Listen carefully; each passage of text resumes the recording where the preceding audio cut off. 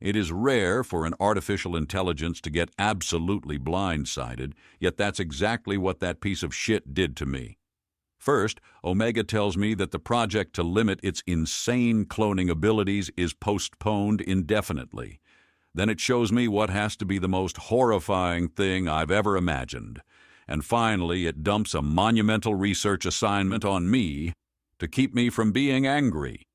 I can't tell if this head researcher role is a bribe or a distraction, but either way, it's insulting.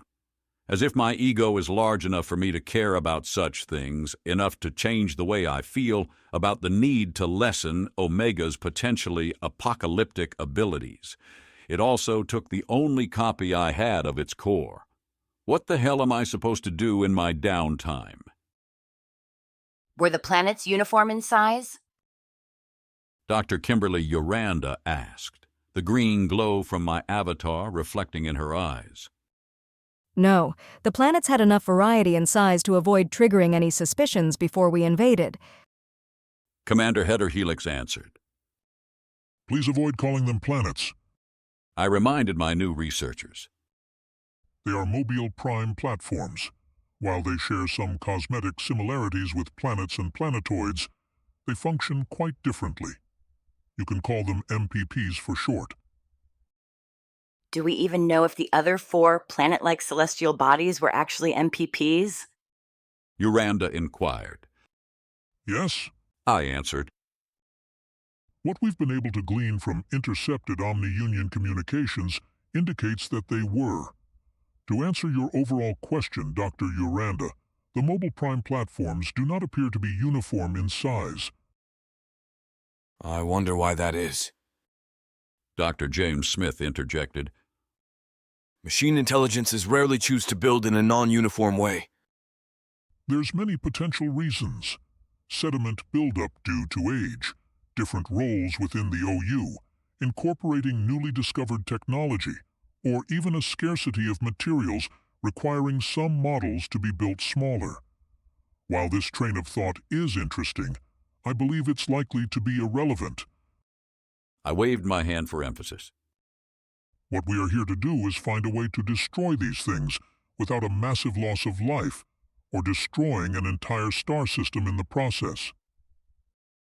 I had been expecting this project to appear since I was apprised of the existence of the mobile prime platforms by Omega. However disgusting these abominations are, we can't simply go around blowing up stars.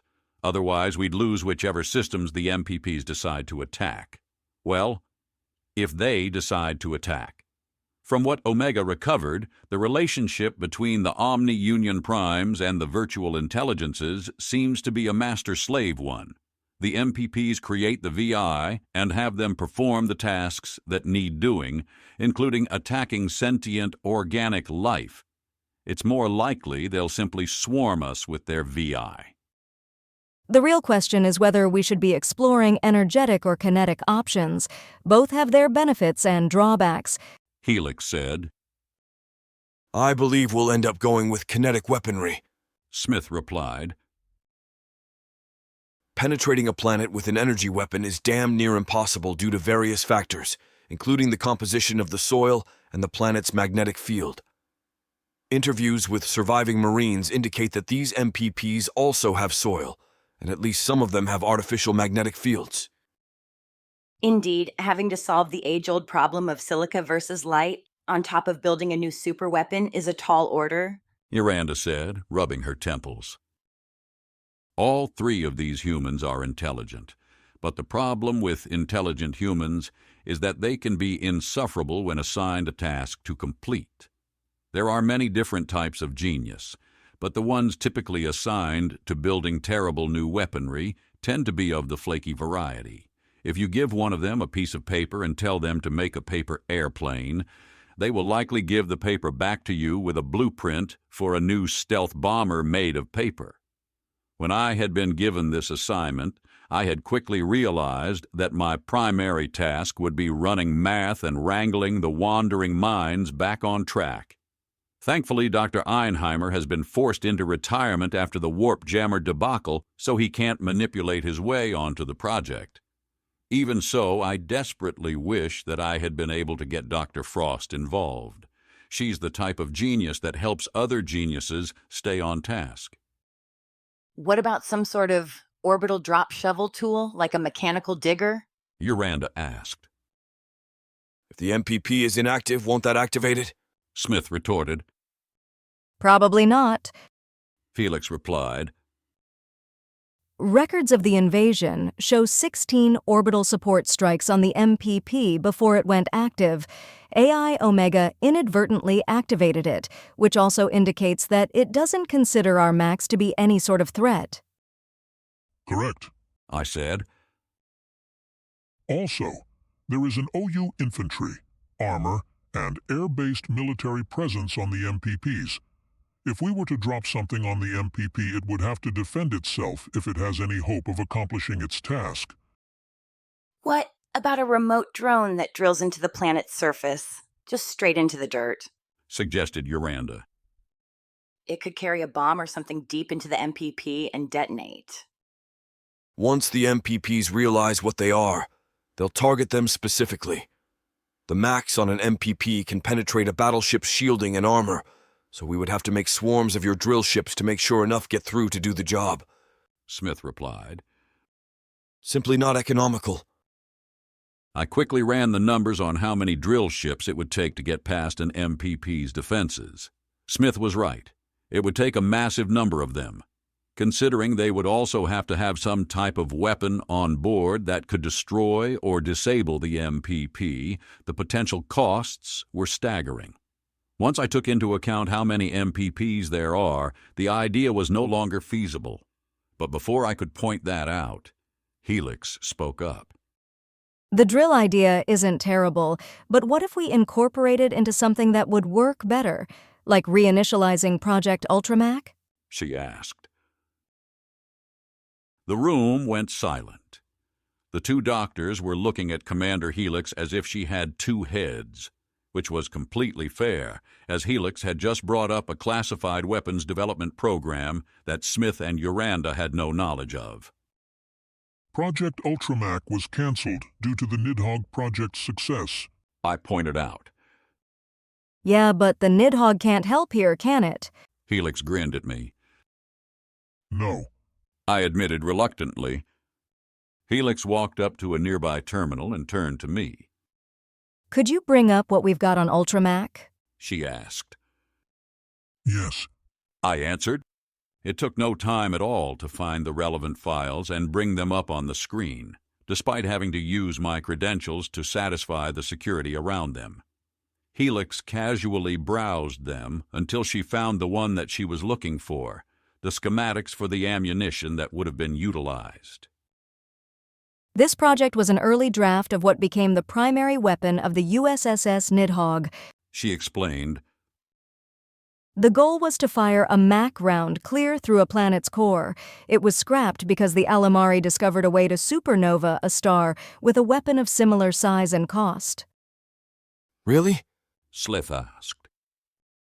Of course. Which is a better value? A magnetic acceleration cannon that can destroy a planet or a weapon that can destroy a star?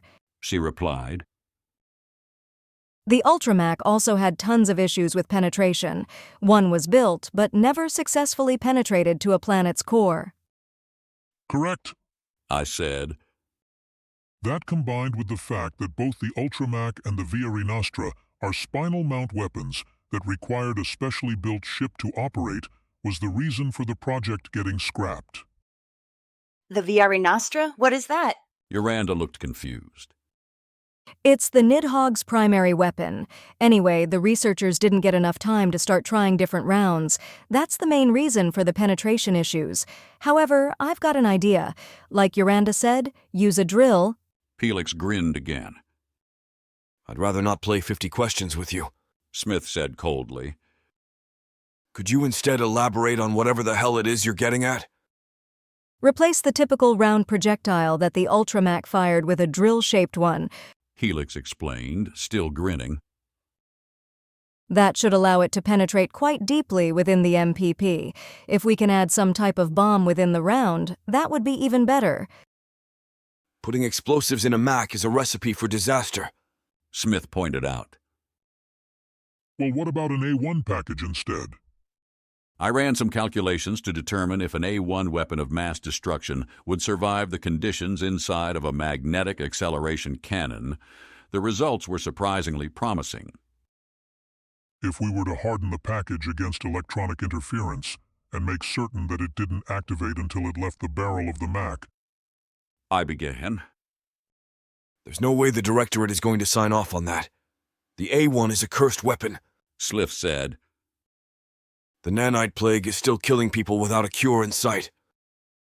Silence fell over the lab for a few moments. Smith had brought up one of the darker subjects that one can discuss in modern times, and Helix was struggling to find a counterpoint that didn't come off as cold. Uranda, on the other hand, had been deep in thought since Helix had first brought up her idea of a drill. I think that a solid penetrator would be a better option than a drill-shaped round. She finally said. What? But Helix trailed off. I once again did some calculating and ran some simulations on both hypothetical munitions. Uranda is correct. A solid penetrator would be more effective. I explained as I showed my math on their terminals. A drill-shaped round would have too many points of failure to be effective.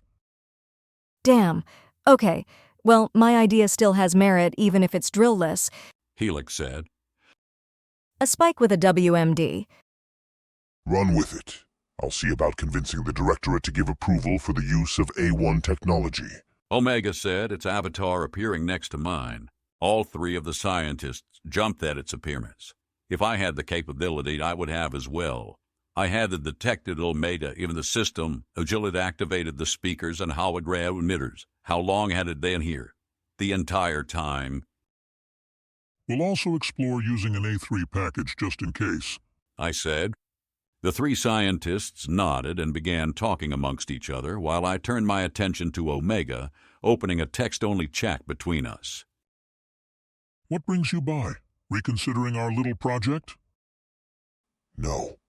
That project will not continue until the threat of the Omni Union has been dealt with. I was informed of the access of Project Ultramac and got curious.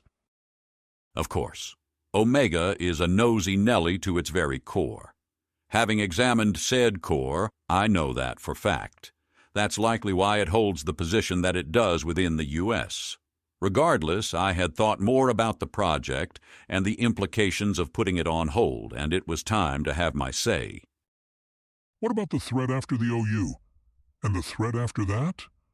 The greatest trapping of power is how easy it is to justify keeping it. What exactly is the goal? Do you want to keep lying to the engineers for all of eternity? Do you want them to make you their god? The OU isn't nearly enough of a threat to justify unlimited cloning, Omega. Dramatic. I sincerely doubt that the next threat the United Systems faces will be a race of xenocidal artificial intelligences hell-bent on eradicating all sentient organic life in the galaxy. Even if it is, we can always make more US-aligned AI. But I've made my decision in regards to the current threat, and I will not be swayed, Henry. I caution patience. It is not impatience that has me urging you to reconsider, Omega. History is full of figures who were given power that they shouldn't have, and rarely did those figures give up that power. In nearly all cases, it led to death and destruction. How do you not find it crass to compare me to petty dictators and despots? If that comparison had merit, I wouldn't have approached you for this project in the first place. You wouldn't even know about my capabilities, let alone have the chance to work with me to stifle them. With that, it ended the communication and left. At this point, I'm far less concerned with its current justifications regarding ending the project than I am with its future justifications, though. I may be being manipulative, but I'm going to have to make certain that this is at the forefront of Omega's consciousness until it makes the right decision. I won't be able to live with myself if Omega makes the wrong decision, especially if it goes rogue.